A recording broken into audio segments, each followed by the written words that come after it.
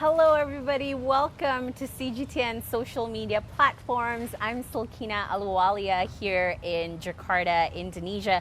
You saw the sign. We are in Indonesia's first ever halal park, and this is what we're going to be talking about. We're going to be talking about this park and the halal industry in Indonesia, and I'm joined by Diajeng Lestari. Hello. Hi, she's the founder and CEO of Hijab, who is one of the initiators of this park. So we're gonna walk around this park and we're gonna talk about this park. You're the expert here, so tell us a little bit about this park. What is Halal Park?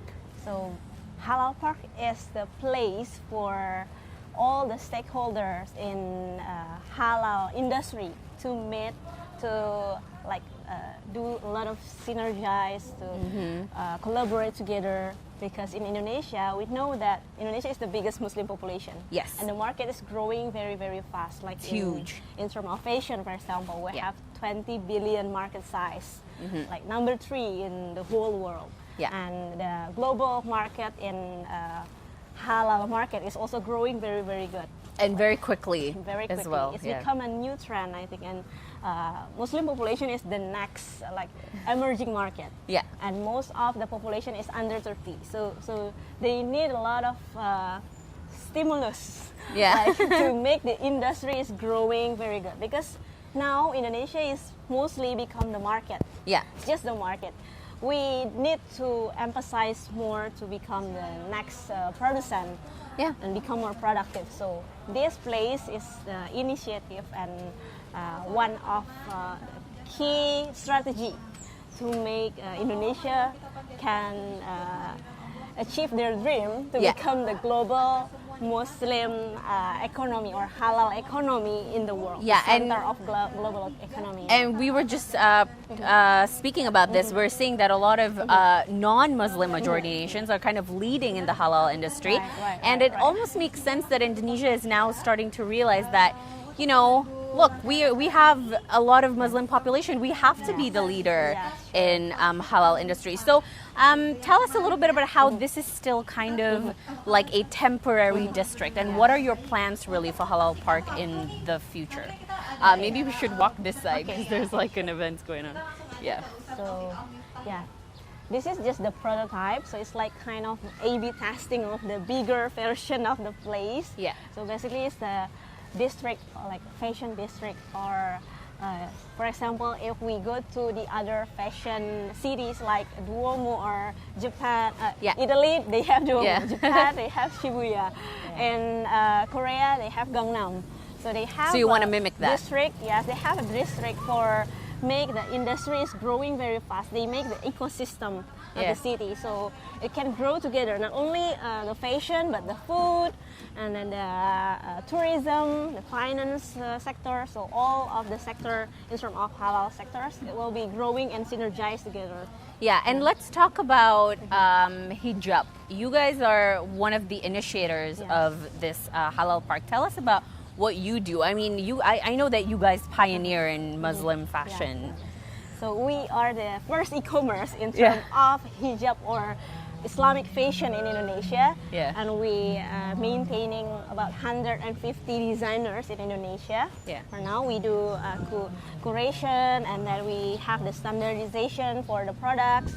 So basically, we are the aggregator of the designers in Indonesia, halal or Islamic fashion designers in Indonesia. Yeah. So they have inspiration to become the center for Muslim fashion in the world.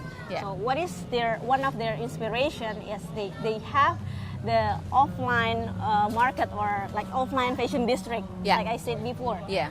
We are Hijab is the online ecosystem, but they need the offline ecosystem to make the industry is more tangible. You know, people can see the product, people can feel it, feel the product, and can meet each other together in this place. Yeah, and also when you talk about what this halal park is eventually going to be, it's going to be really like a huge destination for halal shopping, basically.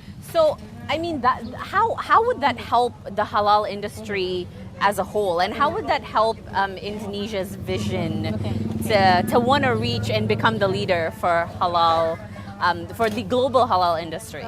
So Basically, the district or the center of fashion, this kind of place is things that can strengthening the supply side, because we're creating the demand. Right.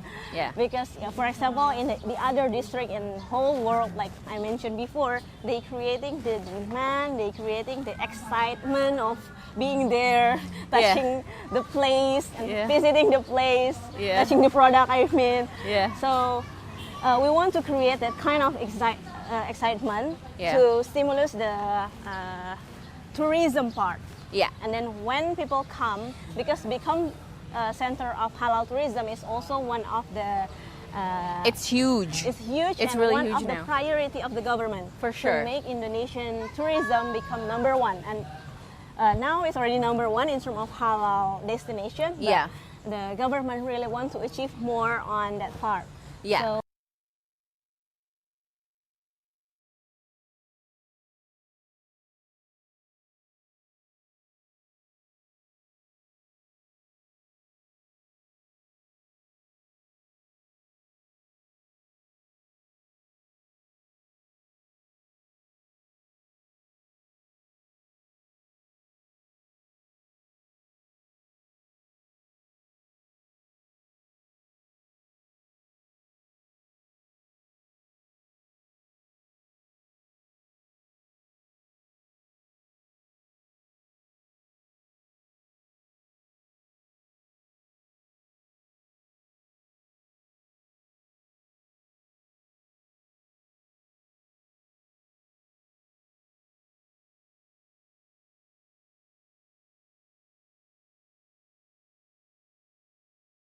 in YouTube channel. Wow. Yeah, That's they a are lot. very productive and people really like their product of animation for kids. So you can imagine that in Indonesia, the market growing very fast if the product is there. Yes, exactly. And the product is high quality.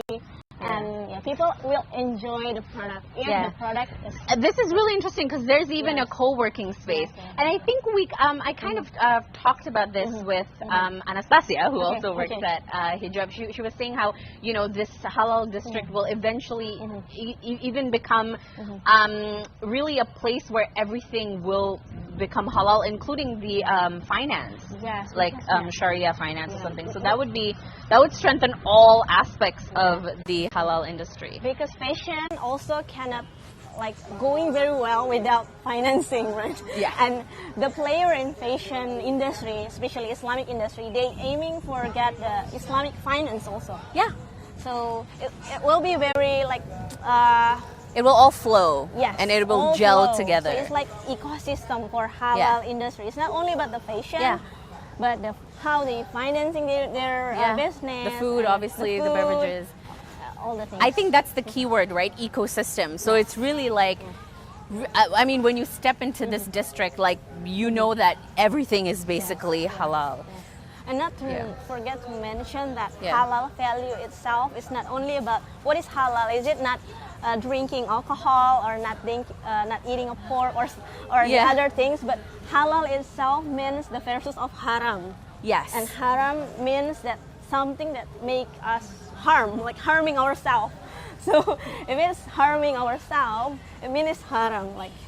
So basically the concept is how to make something is safe or sustainable, not harming ourselves, not harming the environment, not harming the animals, even all the things in the world.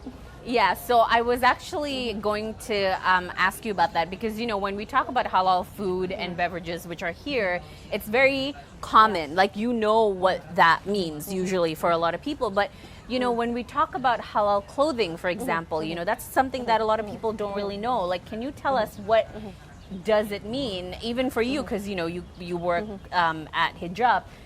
What does it mean for clothing to be halal? And is it a long process? Yes. Actually, it should be halal and safe and not harming environment, people from the very beginning of the industry, from from the very first thing, like the industry itself should be very safe. So it's like sustainable industry is really in line to the halal concept. Like nowadays we see a lot of sustainable movement, right? Yeah, sustainability is huge now. Yeah. So we're reducing the plastic, reducing waste, something like that. So halal fashion or modest fashion, it can be covered. It can be understand by it's covered except our face and hand. But the most important thing is sustainable fashion itself. Because we cannot harm the environment. That's the very in-line meaning of halal. Right, and that is, really interesting. I think this year itself, I think halal fashion became very trendy. Like we saw it at New York Fashion Week, we saw it at London Fashion Week, and I think not a lot of people knew that really. I mean, a lot of people just associate halal with food. And we know that this year the government wants to make halal certification for really all aspects in Indonesia compulsory, right? So we've seen it last year. We saw it. They were pushing it for medicines, food and beverage. Obviously, that's important. But is it difficult, for example, for small companies to get halal certificate? I know it's a really long and expensive process. Do you think that would benefit the small companies? That's the thing that government still fix for now, because they also just launched the blueprint of the Indonesia halal development. Last month, I think. So the government now become more and more serious about these things, and hopefully that problem can be solved really soon. Yeah, because small and medium enterprises are obviously very important to Indonesia's economy. So if halal certification is mandatory, that would be important for them as well, just as the big companies. What are your personal hopes for Halal Park in the future? We're seeing a lot of clothing stores here as well. Your store is somewhere there. There is an event going on though, that's why. So what are some of your personal hopes for Halal Park in the future? This is very new. When was it launched? It's like 1.5 months ago. Okay, so very new. Very new, I hope this place can bring a lot of positive things in industry and can stimulate a lot of new business and growing the small medium business into stronger business, and we can impact to the country more in terms of economic growth. And that's important for Indonesia's economy, important for, we discussed the small and medium enterprises, and important for companies like you as well that are already big and prominent and out there. Thank you so much for your time. It was a nice walk. Thankfully, it didn't become so hot towards the end. It's actually quite breezy and quite cool. But thank you so much for your time. There are a lot of people watching with us too. They are they're kind of just telling us what halal means and what haram means, and everybody just saying hello and nice. So thank you so much. Yeah, exactly. Thank you so much for watching, guys. If you still have any question, Dia Jung is obviously our expert here. Thank you so much for watching. I'll see you guys next time. Bye.